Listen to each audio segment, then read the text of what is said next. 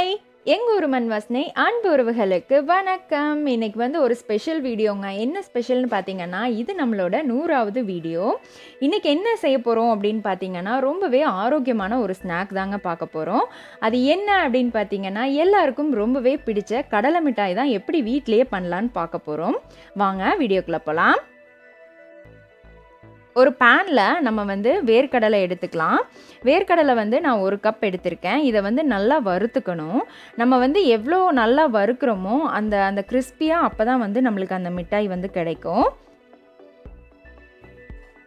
நல்லா வறுத்துட்டு நம்ம கடிச்சு பார்த்தோம் அப்படின்னா அது நல்லா கிறிஸ்பியாக இருக்கணும் நம்மளுக்கு அந்த கடலை. அது வரைக்கும் நம்ம நல்லா வறுத்து எடுத்துக்கலாம். இது பார்த்தீங்கன்னா ரொம்பவே ஆரோக்கியமான ஒரு ஸ்நாக்னே சொல்லலாங்க. நம்ம அடிக்கடி குழந்தைங்களுக்கு நம்ம வீட்டிலேயே செஞ்சு கொடுக்கலாம்.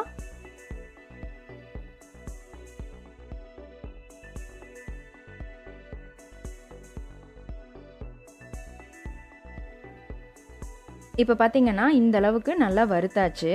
இனி இதை ஒரு பிளேட்டில் மாற்றிக்கலாம்.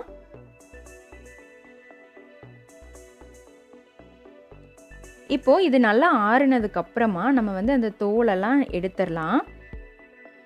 தோல் எடுத்துட்டு அதை இப்போ கடலையை 2ஆக நான் உடச்சி வச்சுருக்கேன். பாருங்கள், இந்த மாதிரி நம்ம உடச்சி எடுத்துக்கலாம்.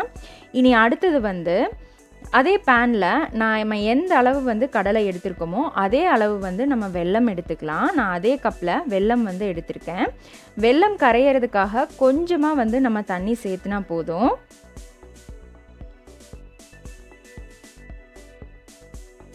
இப்போ வெல்லம் நல்லா கரையட்டும். அதுக்கப்புறம் நம்ம வெல்லமை நல்லா வடித்து எடுத்துக்கலாம்.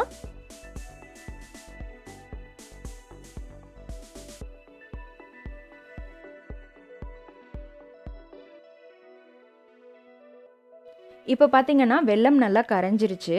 நம்ம வடித்து எடுத்துக்கலாம். அதே பேனில் நம்ம வடித்த வெல்லம் நம்ம சேர்த்துக்கலாம்.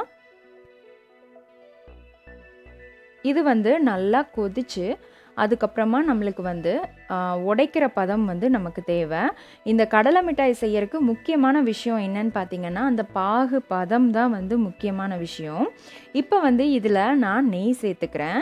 1 ஸ்பூன் நெய் நான் சேர்த்துக்கிறேன். உங்களுக்கு இன்னும் நெய் வேணும் அப்படின்னாலும் நீங்கள் சேர்த்துக்கலாம். இதை நல்லா கலந்து விட்டுட்டு நல்லா கொதிக்க வைக்கலாம்.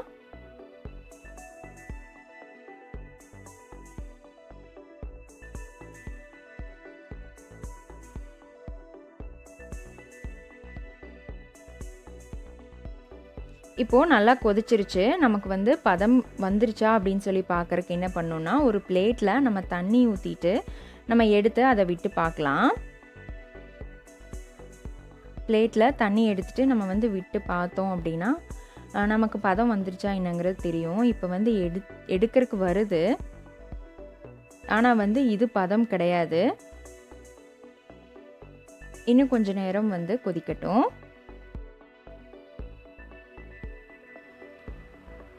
இப்போது நம்ம எடுத்து பார்க்கலாம், பதம் வந்துருச்சா அப்படின்னு சொல்லி பார்க்கலாம்.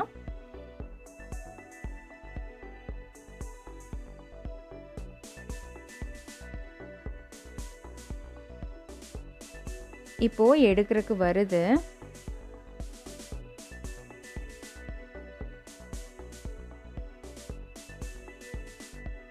இது பார்த்திங்கன்னா உருட்டு பதம் தான் வருது. நமக்கு உருட்டு பதம் தேவையில்லை, உடைக்கிற பதம் தான் வேணும். அதனால நம்ம இன்னும் கொஞ்சம் நேரம் அதை கொதிக்க விடலாம்.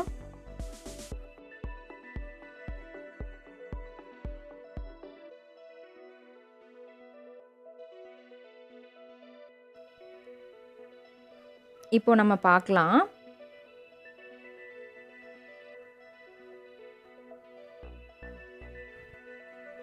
இப்போது நம்ம விடும்போதே அது நல்லாவே வித்தியாசம் தெரியுது. தொடும்போதே அது தனியாக வருது தண்ணியிலேருந்து.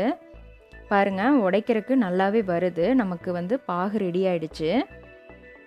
இனி அடுத்தது என்ன பண்ணணும் அப்படின்னா, நம்ம அடுப்பை ஆஃப் பண்ணிவிட்டு அதுக்கப்புறம் நம்ம வறுத்து வச்சுருக்கிற வேர்க்கடலையை நம்ம இதில் சேர்த்திடலாம். கொஞ்சம் சீக்கிரமாக நம்ம வேலை பண்ணுற மாதிரி இருக்கும். ஏன்னா அப்போ தான் அது எல்லாமே கலந்து வரும். இல்லைன்னா அப்படியே செட் ஆக ஆரம்பிச்சிரும். கொஞ்சம் சீக்கிரமாக நம்ம கலந்து விடணும்.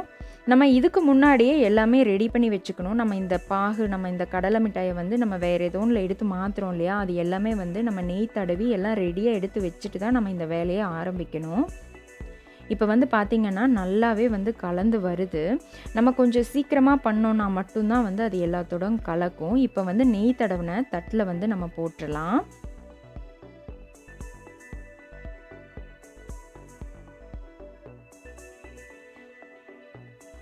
போட்டுட்டு கொஞ்சம் சீக்கிரமாக வந்து நம்ம அதை ஈவன் பண்ணி விடணும்.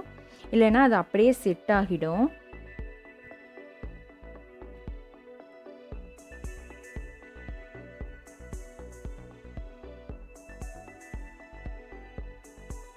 இப்போது இந்த மாதிரி ஒரு பவுல் எடுத்துகிட்டு அதில் வந்து நீங்கள் நெய் தடவிட்டு அதை வச்சு நீங்கள் ப்ரெஸ் பண்ணும்போது எல்லாமே செட் ஆகி வரும்.